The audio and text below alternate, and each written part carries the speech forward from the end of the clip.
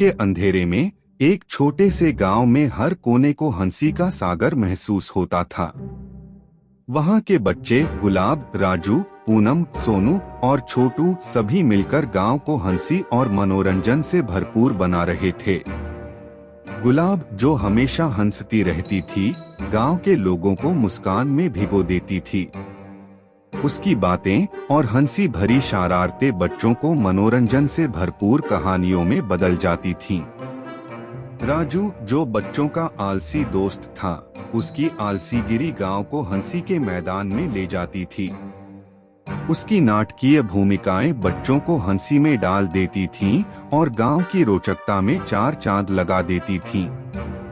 पूनम, जो हमेशा नए खेलों की खोज में रहती थी, गांव के बच्चों को नए नए मनोरंजन से परिचित कराती थी। उसकी खोज में गांव के छोटे छोटे राज्यों की यात्रा हमेशा रोचक थी और उससे बच्चों को नया नया आनंद मिलता था। सोनू, जो हमेशा अपनी खुदाई में बिजी रहता था, गांव के आसपास की खोजों में लगा रहता था। उसकी खोजों से बच्चों को नए जगहों का पता चलता था और गांव का सीरियस भी उलझा रहता था। छोटू, जो गांव का नया आगाज था, उसकी सीधापन और मस्ती ने गांव को नए ऊंचाइयों तक पहुंचा दिया।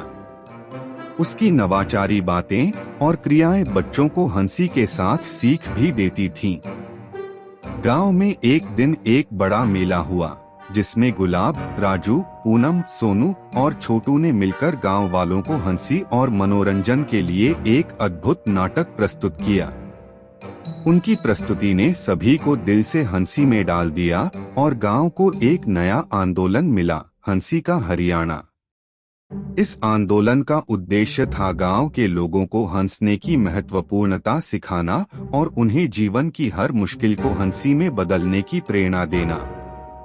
बच्चों ने इस आंदोलन के लिए एक साथी गैराज भी बनाया, जिसमें वे हंसी भरी खोजों और विचारों को साझा करते थे।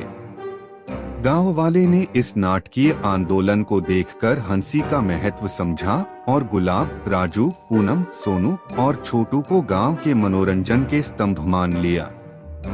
इसके बाद से गांव में हर साल हंसी महोत्सव होने लगा, जिसमें बच्चे नए नए नाटकों, मिमिक्रियों और हंसी योजनाओं से गांव वालों को मनोहर करते रहते थे। यह गांव की खासियत बन गई और लोग इसे हंसीपुर कहने लगे। हंसीपुर की कहानी बच्चों को न शीर्षक के केवल मनोरंजन में लिपटा कर रखती थी, बल्कि उन्हें यह सिखाती थी कि हंसना जीवन को सुखी और आनंदमय बना सकता है। हंसी का यह सागर बच्चों को जीवन की प्रति जागरूक करता रहता था और गांव में खुशहाली बनाए रखने के लिए सभी को मिलकर काम करने का प्रेरणा देता रहता था। अगर आपको हमारी वीडियो पसंद आई हो तो कृपया लाइक बटन पर क्लिक करें और हमारे चैनल को सब्सक्राइब करना न भूलें। इससे आप हमारी नई वीडियोस की सूचनाएं प्राप्त कर सकते हैं। धन्यवाद।